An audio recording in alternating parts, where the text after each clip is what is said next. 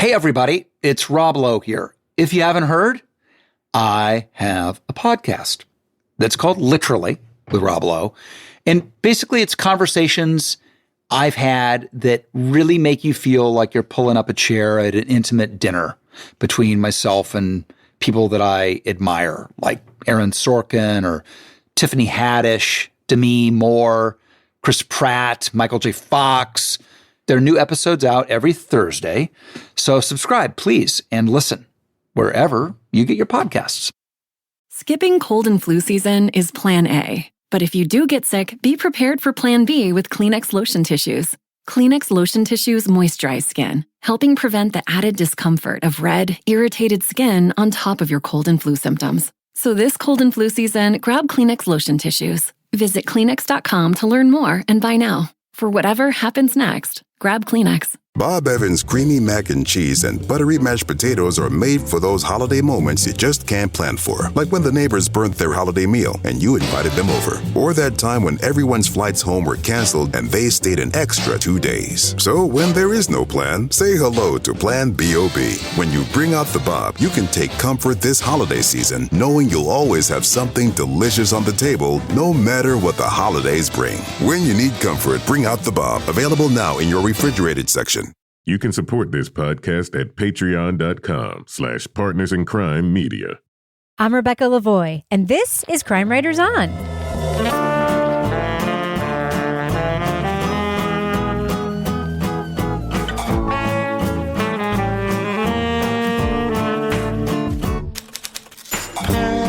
Crime Writers On is the original true crime review podcast that digs into true crime, pop culture, other podcasts. And on this episode, a fraternity member offers himself as someone fellow college students can lean on. But time and time again, he's the last person to see them alive. We'll talk about the podcast, The Peacemaker, from Coolfire Studios and iHeartPodcasts. Joining me to get that done and more is true crime author, TV journalist, and host of These Are Their Stories podcast, my husband and the love of my life, Kevin Flynn. Hello, Kevin. Hello, Rebecca. Also with us, private investigator, certified pet detective, resident cat lady, and author of The Final Curtain, Laura Bricker. Hi, Laura. Hey, Rebecca.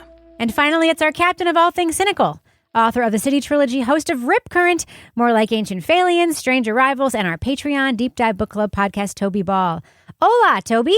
Hola, Rebecca. So, Kevin, what is coming up on Thursday's show? This is obviously Monday's show. Yeah, on Thursday, Christmas Day, we're going to be talking about something so festive and jolly. Oh, yeah. In the spirit of the season, we're going to talk about the documentary Predators, which is on Paramount Plus. Great. That can be your gift. Merry Christmas. Merry Christmas. Hey, who's that sliding down the chimney? Chris Hansen. I've got some questions for you. Yeah. Help me understand. Why cookies and milk? What are you doing here, Santa? What were you hoping to accomplish this evening? I don't know. Oh, God. You just set up like the perfect thing for the Chris Hansen thing. Oh, yeah. Just sitting in a living room with a camera crew waiting for Santa to come in. So what children were you looking for? Are those pajamas, Your Santa? intentions. I don't know. Are you a therapist? Is that a candy cane in your pocket? Oh, my God. We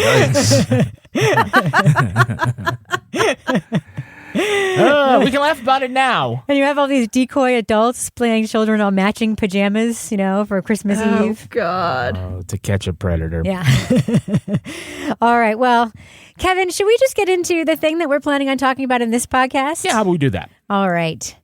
Leading off. Yeah, there was an incident tonight, and so we're just trying to get some information about what's going on with that. Anything that you have, particularly maybe the last week or so, or were you with them tonight at all? No.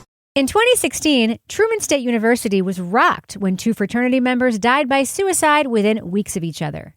But officials were troubled that both students had close ties to Brandon Grossheim, the person who found each of their bodies. Some of Brandon Grossheim's fraternity brothers found it strange when, after the death of the second suicide victim, Jake Hughes, Brandon started dating Jake's girlfriend. They also accused him of breaking into a safe Jake had in his room and stealing his drugs and his money.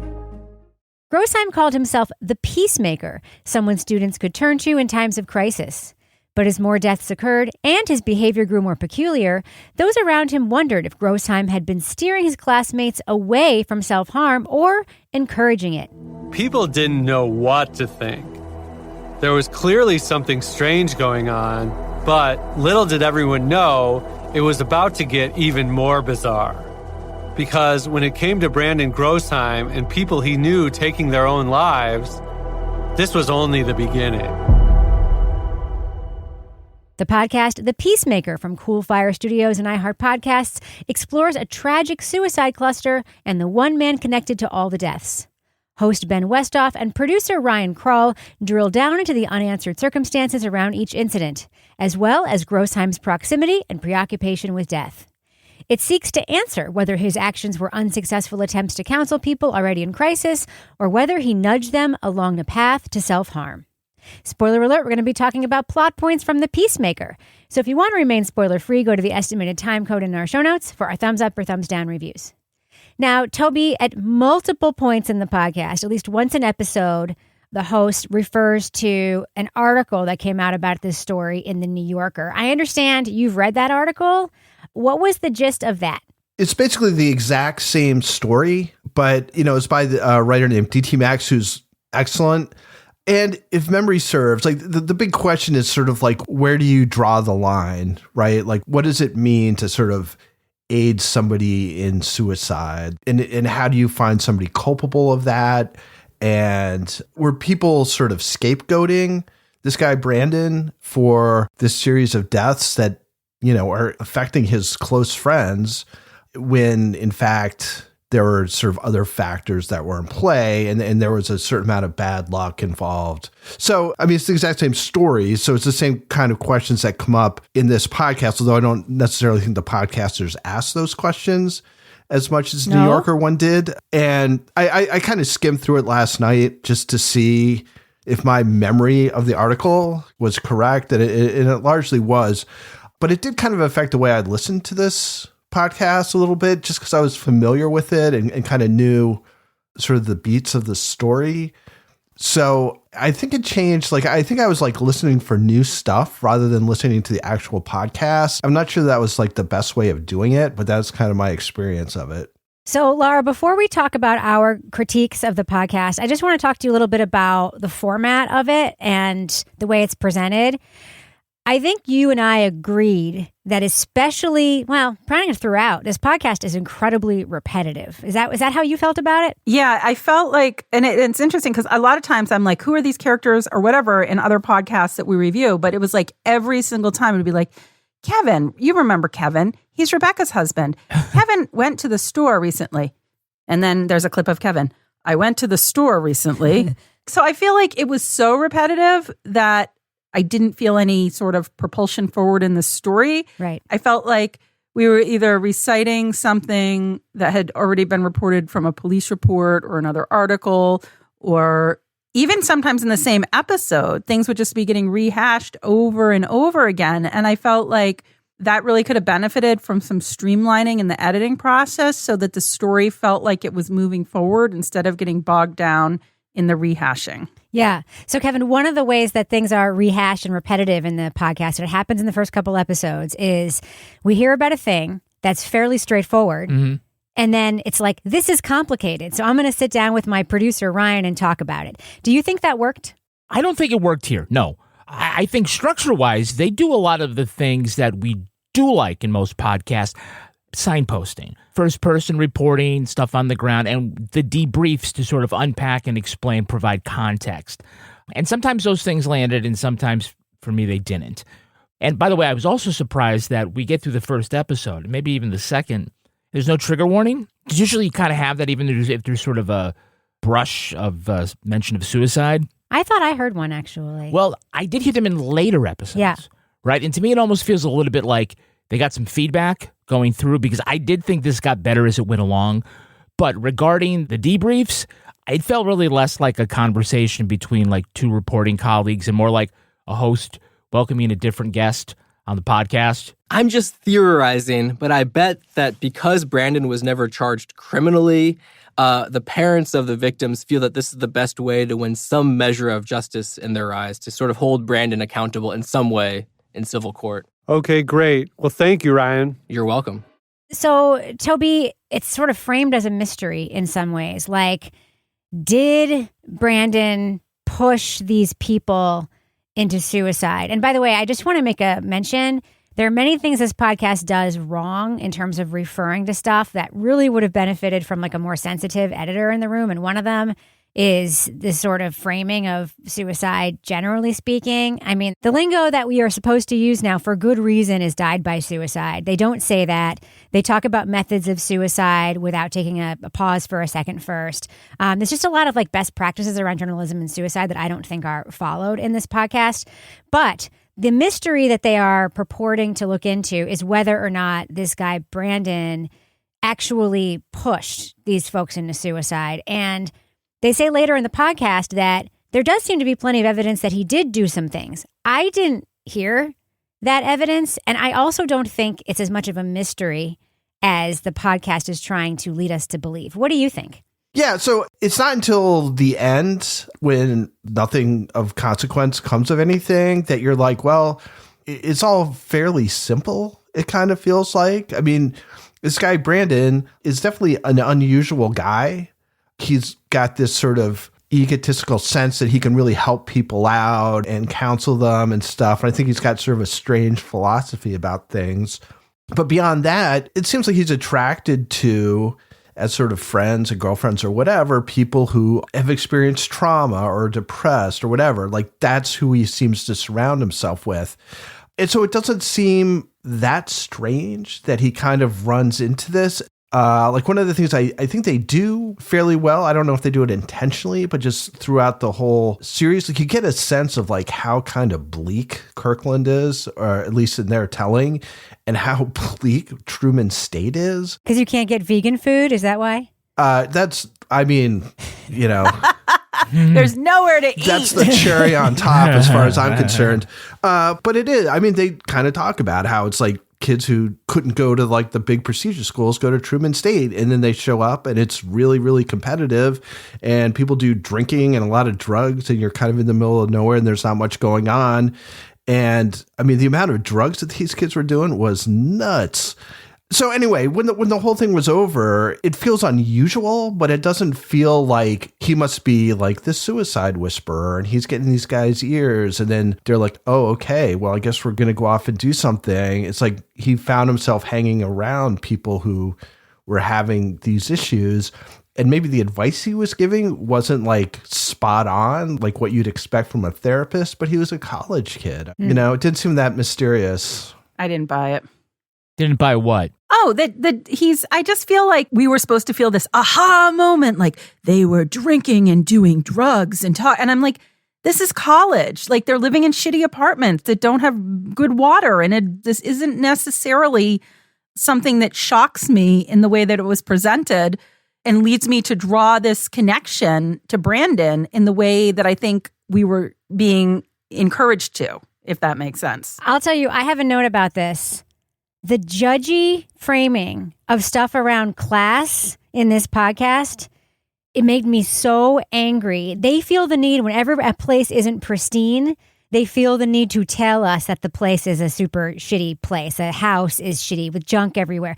They describe Brandon's job as a junk hauler, which, by the way, they only think that's his job because an anonymous person on Reddit said so. They describe that as not a decent job. Like, he should be able to get a decent job. That's a fucking horrible thing to say. There's plenty of people who have a business doing junk hauling who are very happy with what they do. Making in good money, too. And there's just some classist bullshit in this podcast that, again, you can just tell there was no editor in the room who had any kind of sensitivity to any of this stuff. Let me speak in defense. Let me get my non-alcoholic beer here and judge everybody drinking in this bar. Let me speak up on behalf of the producers here. All right. I mean, we know that Brandon went to school looking for, a career in, I guess, in psychology, and we hear as a writer and stuff like that. We understand that he has a job, at the 800 Got Junk or whatever. I think it's fair to say, and not judgmental, to point out that he didn't go into the career that he wanted because of this incident. It's not what they say. That is what they say. Well, they said that he had trouble finding a job. Sure. Well, how do they know that? They didn't talk to him.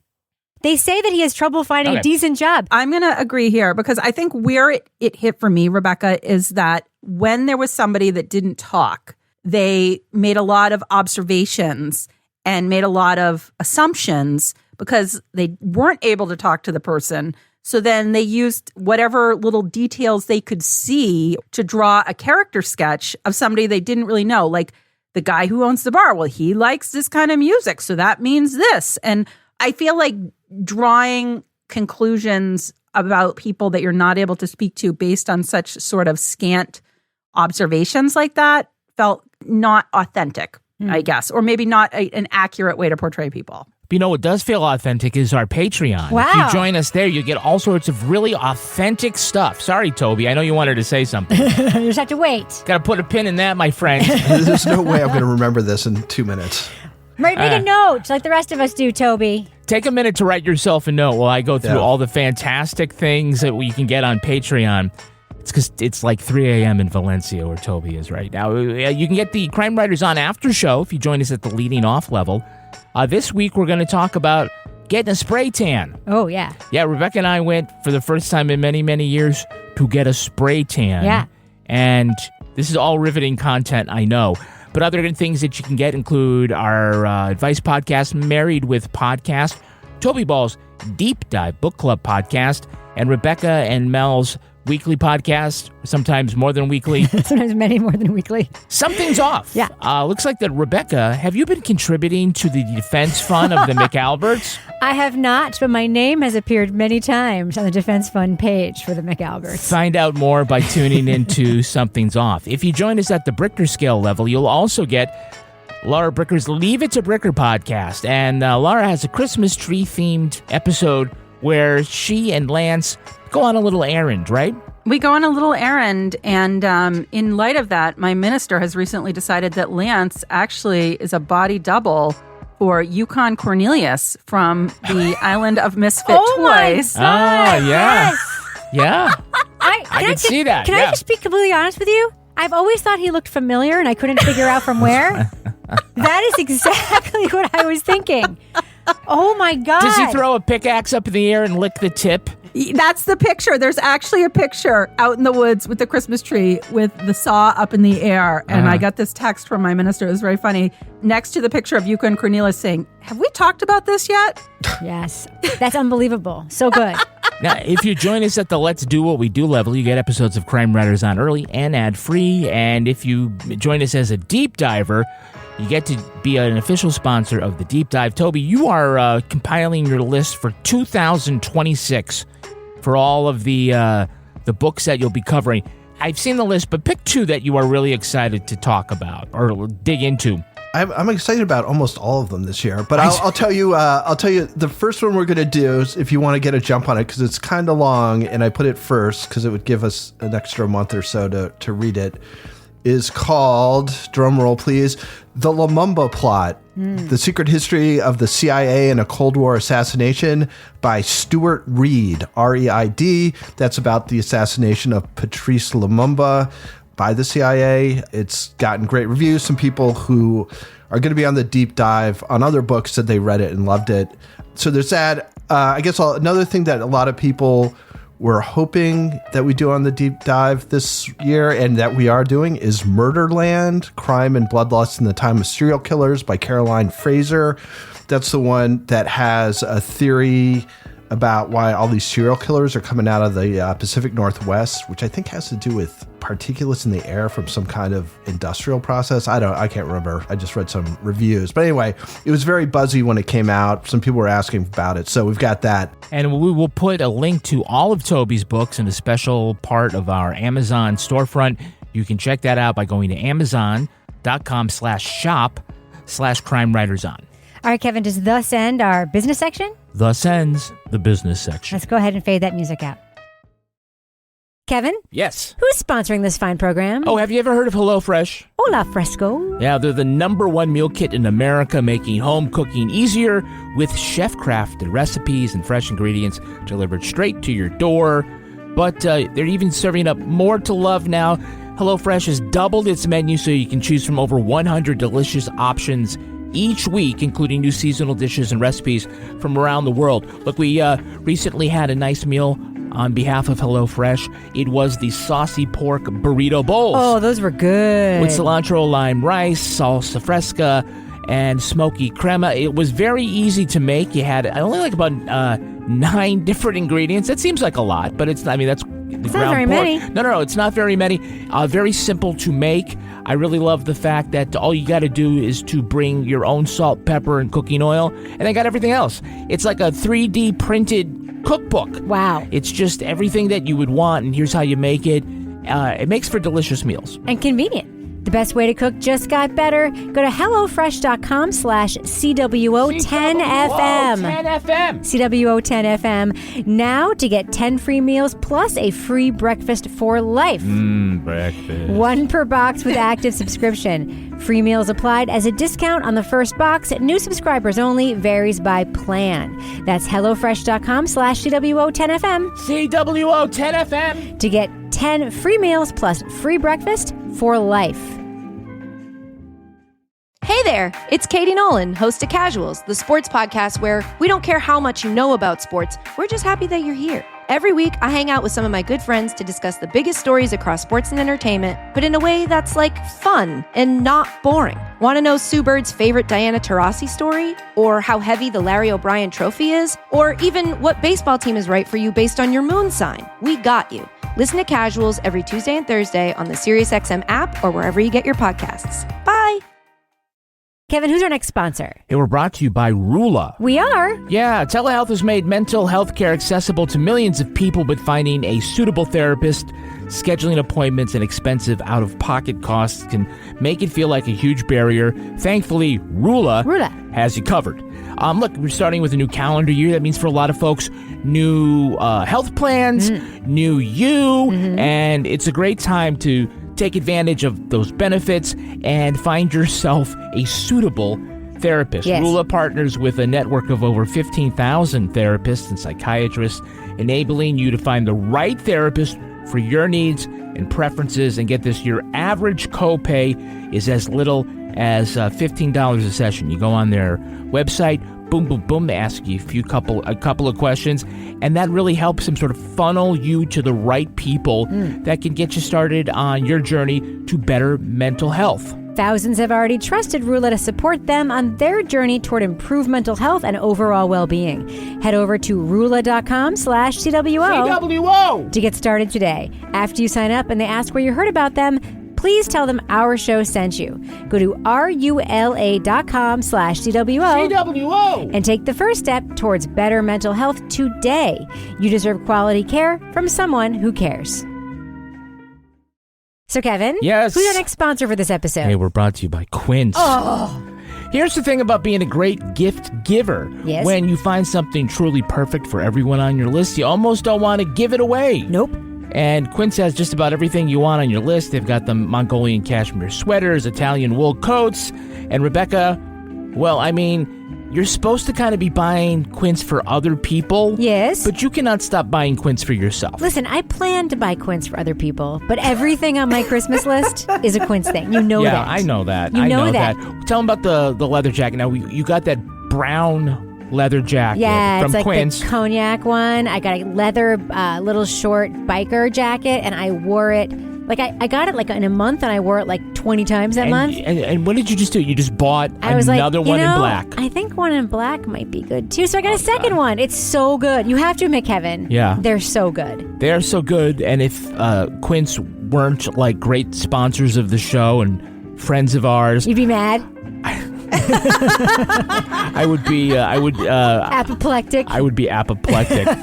But you can find gifts so good that you'll want to keep them, as Rebecca does. Yep. With Quince. Yep. Go to quince.com/crime for free shipping on your order and 365-day returns. Now available in Canada too. Oh. Bonjour, hi. That's QUINCE.com/crime. Get free shipping and 365-day returns. Quince.com/crime.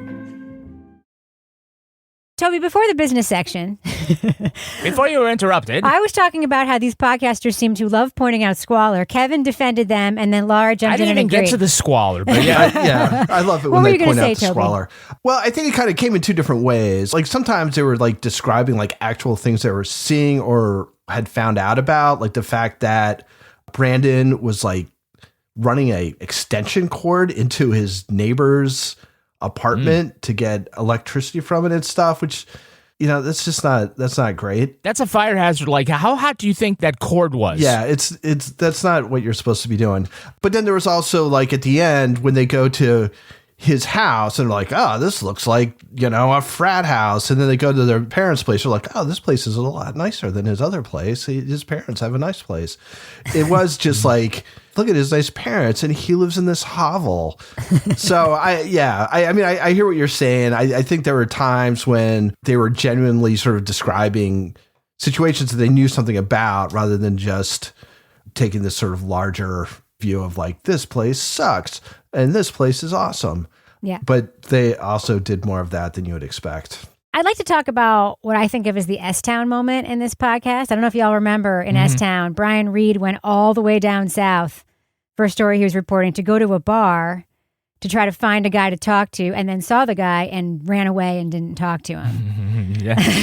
Laura, why don't you talk about that? This was the most painful scene I've listened to in a podcast in a while because I felt so uncomfortable on behalf of these two going to this bar where, you know, people that were involved in this case had worked, and then the owner is the father of one of the people who died by suicide.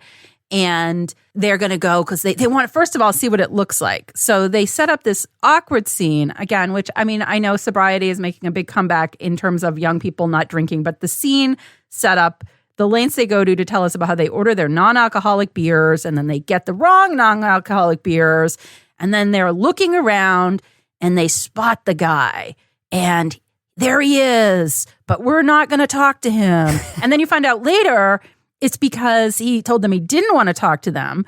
And I think what it was is I was listening to it and I was like, okay, if you go into journalism and you're going to be a reporter, part of the personality trait that usually is present is that you're comfortable going up and talking to random people. And I felt so uncomfortable listening to this. But then there was so much of it that was not relevant as it continued. Like then there's a fight and they're like, and then we asked the server, the waitress, what the fight was about. And then we found out she was upset about something. And then they tried to draw this like connection between that and the fact that that's the owner's daughter. And but now she's the owner of the place because he's not the owner. And then the most awkward moment of all, when they go up and pay and stand next to this guy and start talking about music and then manage to somehow parlay that into this impression of him that they have from standing next to him at a bar. That whole scene was so uncomfortable for me and it was so drawn out. I just like the whole time I was listening, I was like, I am so uncomfortable for these guys. I am so uncomfortable. It's like they've never been out and talking to anyone before. And I know everyone has different comfort levels. And I'm not trying to say, you know, shame them for that. But at the same time, it was like, if you're a journalist and you're a podcaster, you need to go knock on doors and you need to go talk to people and you need to be like, hey, I'm Laura. I know you didn't want to talk to me, but I'm here now. Do you think you might reconsider? Instead of being like, hey, I like this song. You like B.B. King? I like B.B. King. You like non-alcoholic beers? Oh, you don't? Okay. Me neither. But they only have 45 calories. Like, I don't know. Did anyone else feel that way or am I in the minority here? No, I feel like I'm in the minority here. I actually like the writing of these scenes. I love the blues, I say. It's a bit weird. I'm just coming out of nowhere with this. He looks me dead in the eyes. My heart is pounding. And then he sticks out his hand to shake. He smiles and says something like, hell yeah. That's probably not what he said. I can't remember. I was just psyched that I'd pressed the right button with this guy. I just feel like everyone's really annoyed with this podcast, and the things that we're hearing complaints about are the things that we love in other podcasts. I agree with you that probably they should have followed up, but they did explain why they didn't quite go there. I did have the S-Town feel for it as well. But I like the way they wrote that scene. It seemed very conversational. I mean, I guess the fact that they don't have a big selection of non-alcoholic beers says a lot about the wood nickel. But I feel like Does it? Oh, I think it. Well, what would you infer How about many non-alcoholic beers do they have at our local? One. They always have one. That's the way. The fact that the waitress didn't know what it was kind of tells me that there's not a lot of non-alcoholic drinking going on at the bar. I'm not going to convince anybody that this is better than it is, obviously, at this point. But I just find that these are kinds of things that usually we kind of are cool about, with the troubles that people have with journalism. The on-the-ground, I mean, they went to the bar, which is like a lot more than we hear in a lot of other podcasts that are just like pulling everything from the article, and that's the whole investigative thing. So I found that those details were smart to use. I guess it just didn't land with everybody else. I just didn't, when it was over, I was like, what did I get out of this? Like, what am I supposed to do with this last 10 minutes of my life as far as this podcast goes? And then can't remember if it was right before it or right after it, where they go to get answers. They go to the room where, those two people, I'm like, what fucking answers are you going to get now? Like years and years later, you're going to walk in and like the stuff is going to suddenly like, oh, now this totally makes sense. Like I didn't understand that. And then, but there was a ghost. They get so scared because a door across the hall keeps blowing open that they vamoose.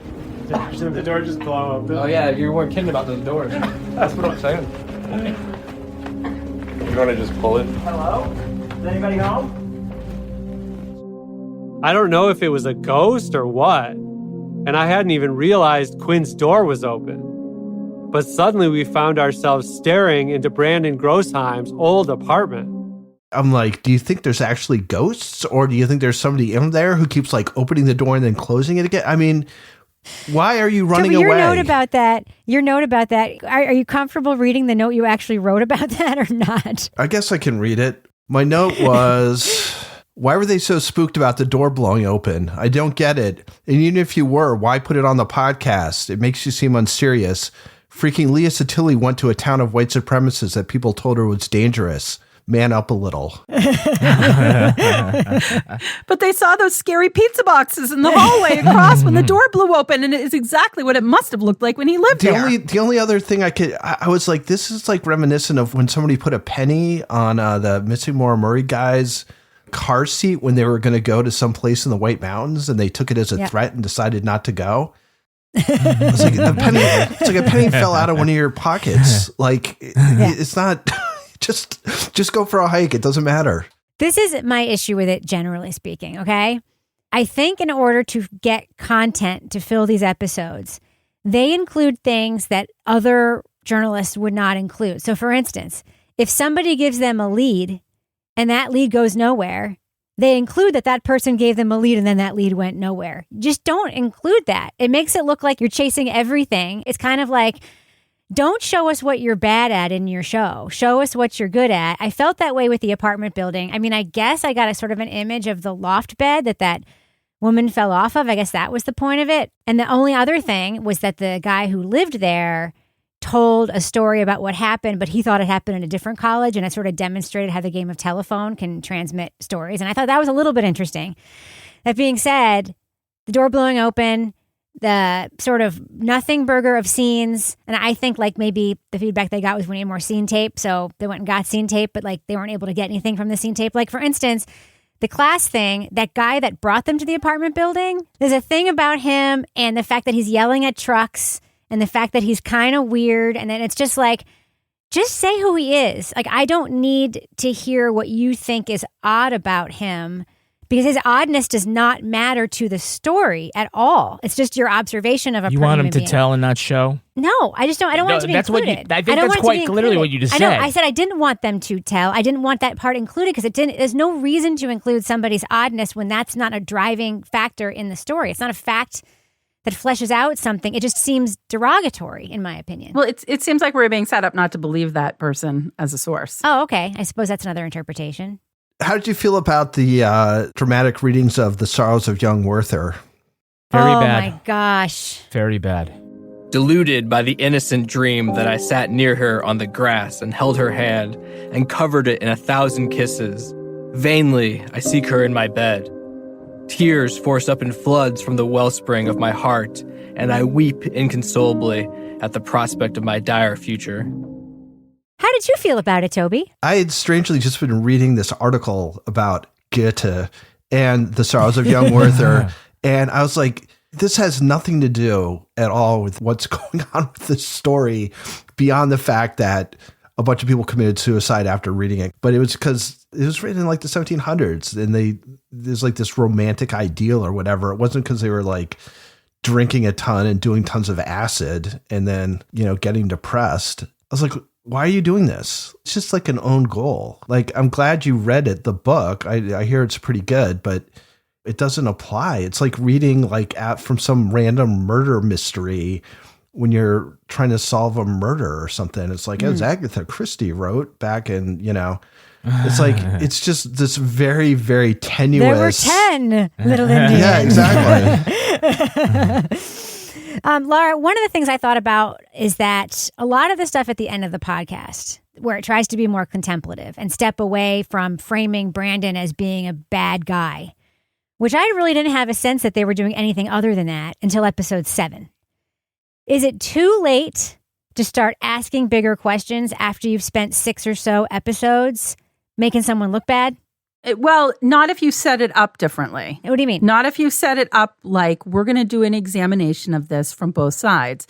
Here's the story that a lot of people have heard. A lot of people have heard that Brandon had a fascination with death and that Brandon was there right before these people died and that he had a connection. It's like when you go into court and here's what the prosecutor is going to say.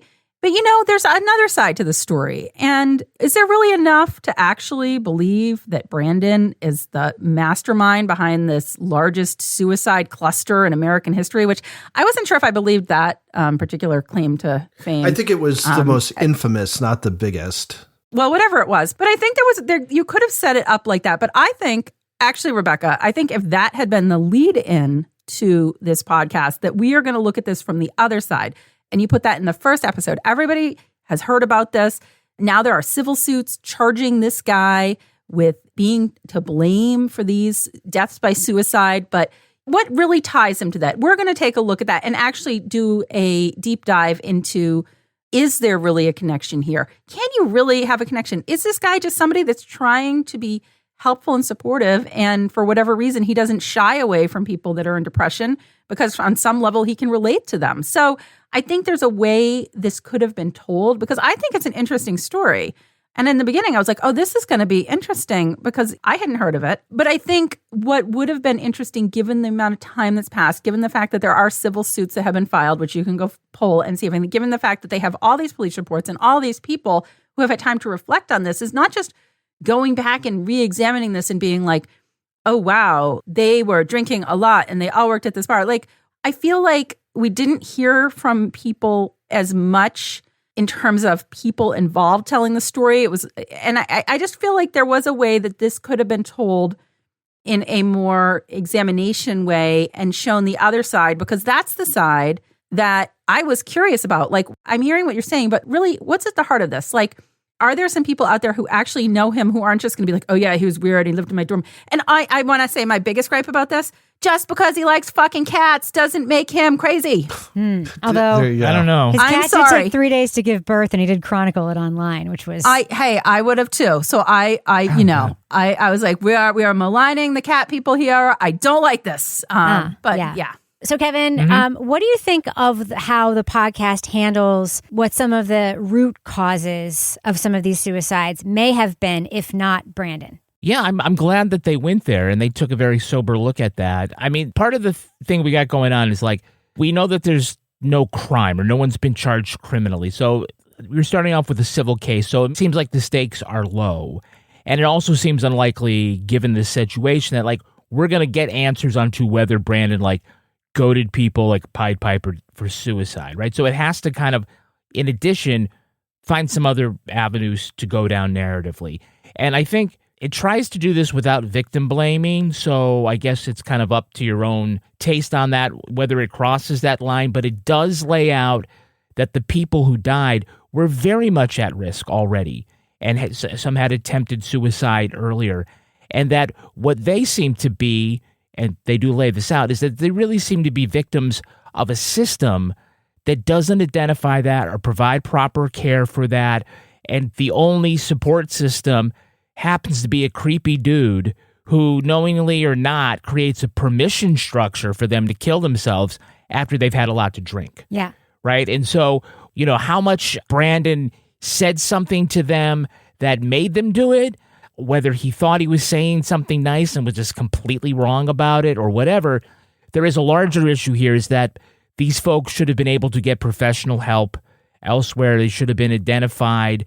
They all had very difficult situations, and that should have been something that was picked up on besides this one frat boy. Well, I have a final thought, and then I'm going to go to Toby for yours. One of the things that really bothered me about this podcast is that in episode 8, we're told, okay, we've looked into this. We have to give our takes now, and they're going to be measured. And they're not measured at all. The producer in particular, Ryan, speculates wildly in his take. And I know there's still this big if about whether or not Brandon actually instructed these guys to take their own lives. We don't have direct evidence of that. We don't know exactly what he said to them privately. From all the circumstantial evidence we have, it seems really possible that he may have encouraged these guys to take their own lives. When it comes to some of them, it's a really open question. The only part of the podcast I actually thought was interesting, which I thought would have been a good framing for it, was how the media coverage of this case has influenced the way people think about the case. That was interesting. It's like people remember things that they saw in headlines, that he, goaded 5 people into suicide or that it all happened or whatever. And at the end, we have this wild speculation about what may have happened based on interviews they've done, which they've just confirmed to us were likely influenced by the media coverage of the case. So there's no proof that the guy says at one point, well, it does seem like he has done some things. I'm like, what things? Show us what things that you think he's done and what backs those things up, because all I heard was police interviews that people have described as weird or strange, but he's just telling his side of the story.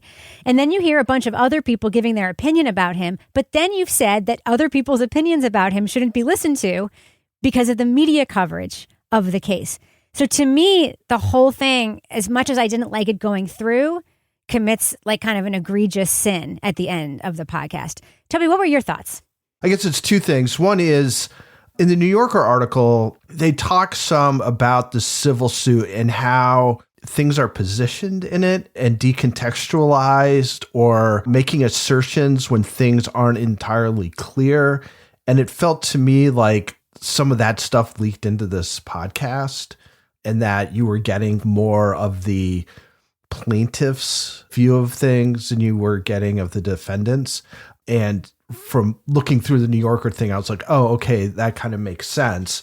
But the other thing, agreeing with Kevin, is like, it seems to me that the real failure here was a failure of institutions. And I can't remember if this was in the podcast or whether it was in the article, but they do talk to some students who did go to Truman State counseling and talk to them about what kind of messaging they received. And it was quite honestly horrible. I mean, it was just like less than what you would expect a sympathetic college student to say, like suggesting that a gay kid was actually bisexual. Well, I think you're actually probably bisexual. And it's like, well, this is college. Like, that's kind of the way things are. Your anxiety is in your head. It's not real. So it's things like that regardless of what you think Brandon did, like, he's a kid, like he's an undergraduate college student. And You've got a fucking Harvard of the Midwest that's unable to, when kids come seeking help or directed to come and seek help, are unable to give them the kind of supports or at least raise the red flags that would get them the support that they need elsewhere. And in the New Yorker article, they actually say that Truman State sent out a letter to parents saying, if your kid is seriously mentally ill, you might think about sending them somewhere else. So this is a good advertisement for Truman State. Yeah, I was thinking that it's probably, and it's funny, they do mention about how their enrollment has gone way the hell down, which I can see. So anyway, I mean, that was kind of, again, it kind of felt like it was looking for an easy answer for something that was probably complicated. And like, regardless of if Brandon is like this Pied Piper or whatever, I mean, that's almost immaterial. The failures are much broader and are for people who should have been more responsible than like a 19-year-old kid.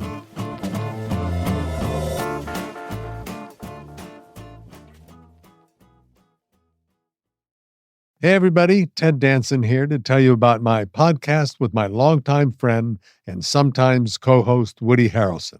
It's called Where Everybody Knows Your Name, and we're back for another season. I'm so excited to be joined this season by friends like John Mulaney, David Spade, Sarah Silverman, Ed Helms, and many more. You don't want to miss it. Listen to Where Everybody Knows Your Name with me, Ted Danson, and Woody Harrelson sometimes, wherever you get your podcasts. Planning a trip this year? Travel smarter and connect deeper by learning the local language with Rosetta Stone. With over 30 years of experience, Rosetta Stone's immersive, intuitive method helps you live the language, not just memorize it. Choose from over 25 languages, including Spanish, French, Japanese, and more. Their true accent speech recognition technology gives real-time feedback to help perfect your pronunciation. No translations, just natural learning that builds from words to phrases to full conversations. Whether you have 5 minutes or an hour, you can learn anytime on desktop or mobile. Get a lifetime membership and unlock all 25 languages. Learn as much as you want, whenever you want. Rosetta Stone. Learn confidently. Connect authentically.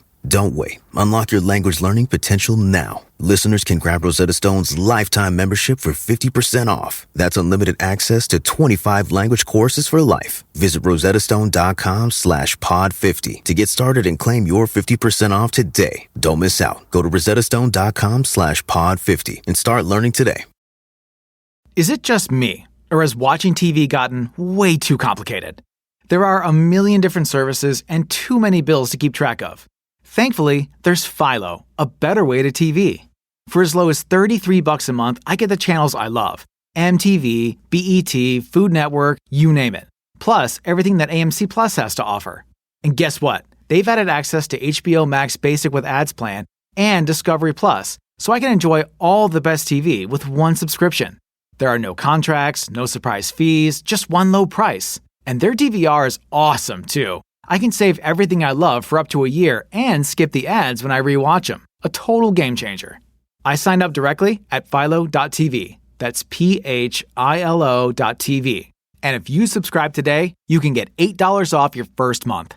Philo's the easiest decision I've ever made. Now the hard one. Deciding what to binge next. TikTok for Business is helping owners like you reach new customers every day. We saw up to a 10x return on our TikTok shop ads. A few years ago, I started sharing my love for fashion on social media, and Willow Boutique was born. We're not just a place to shop, we've really become a community. TikTok allows us to find more people to have that great experience. I cannot imagine my business without TikTok. It's completely changed my life, and I could not be happier. Head over to getstarted.tiktok.com/TikTok ads. All right, let's do what we do. Let's let our listeners know, should they check out The Peacemaker? Laura Bricker, thumbs up or thumbs down for this podcast? Yeah, this is a thumbs down for me. At face value, this is a really interesting story. And when I heard about kind of the concept of this, university and a large number of students who had died by suicide and kind of re-examining their friendship with this other student who was friends with all of them, and did he play a role? I thought that's a really interesting story. I think, unfortunately for me, I didn't really come away with that question being answered in the way that it was told. I feel like there was a lot of journalism in this that didn't really connect the dots, and the podcast itself really could have benefited from some editing to streamline the story. There was a lot of repetitive sections. There were sections that, for me, I just kind of cringed, and I was like, ooh, ah.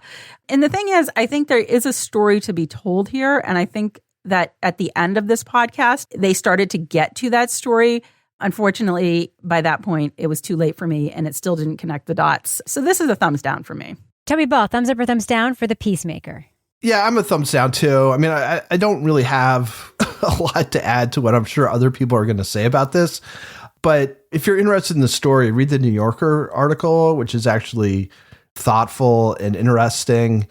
I just feel like there's a bunch of places you could have gone with this, and I think they went to none of those places. I mean, it's not really sensationalized, I would say, but it's like kind of leaning towards that take on things without all the bells and whistles that you would associate with something that was a little more lurid. Again, once I realized what it was, I was like, oh yeah, I read this really cool article about it. And I just didn't feel like it did a very responsible job. And I was like, well, why did I listen to this? Kevin Flynn, thumbs up or thumbs down for The Peacemaker? Yeah, I'm going to go sideways on this one. This isn't a murder mystery. It's a moral mystery. And it's very difficult to get an answer from that. I think that generally the podcast does a lot of the things that we usually really like on Crime Writers, but it doesn't always land, which is why I can't really give it a thumbs down.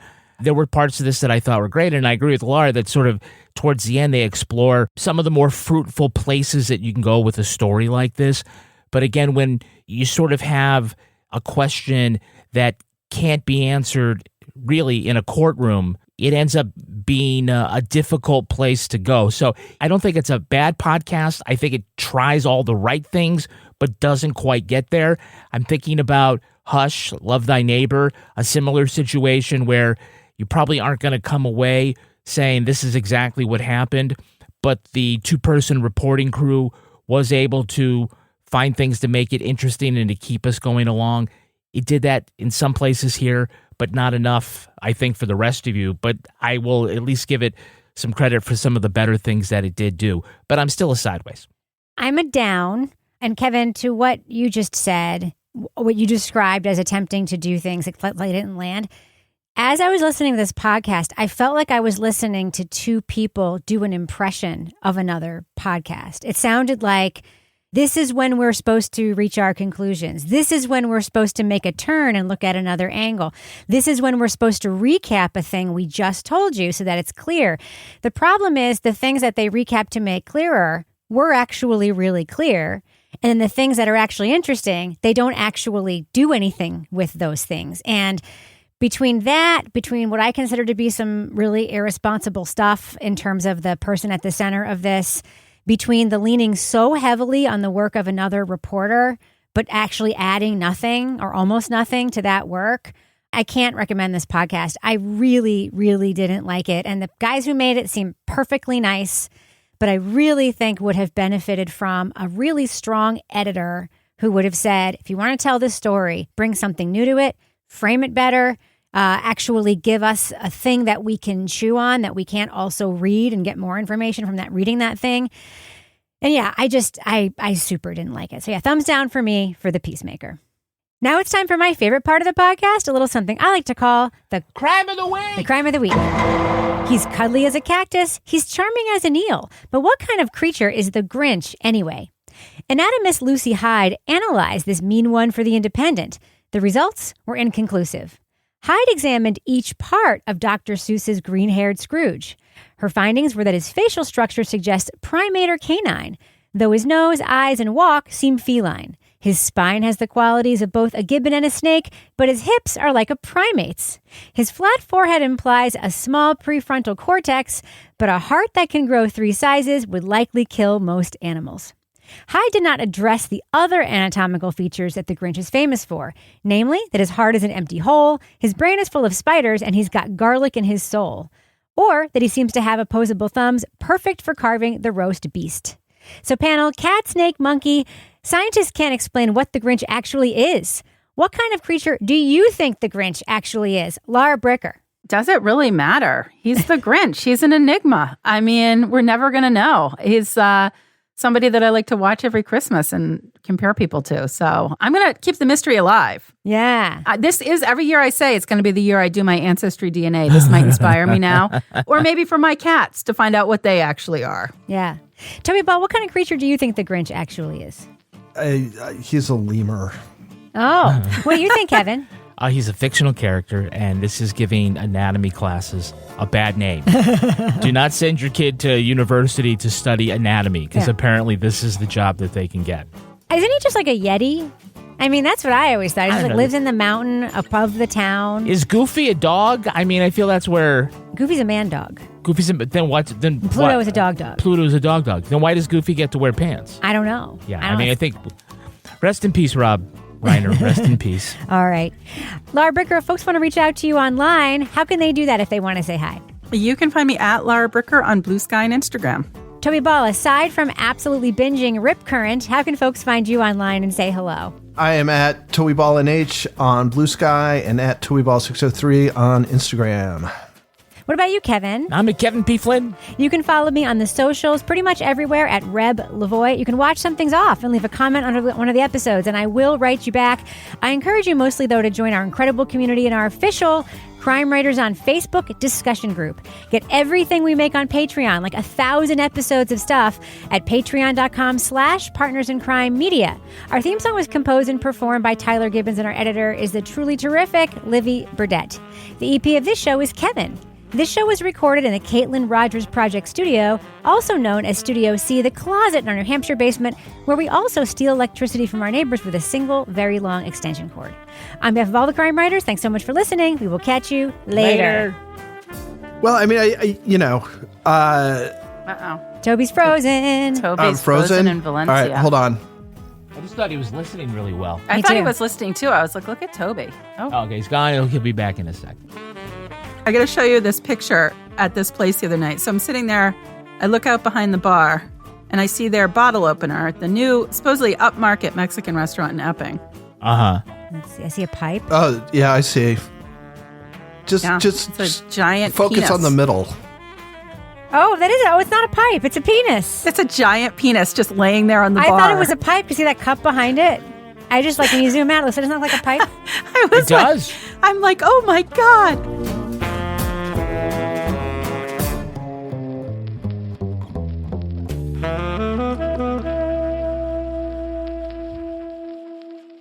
Partners in Crime Media. Pandora makes it easy for you to find your favorite music. Discover new artists and genres by selecting any song or album, and we'll make you a personalized station for free. Download on the Apple App Store or Google Play and enjoy the soundtrack to your life. DSW, birthplace of the humble brag. Here, the shoes are so good, no one would ever know how little you paid.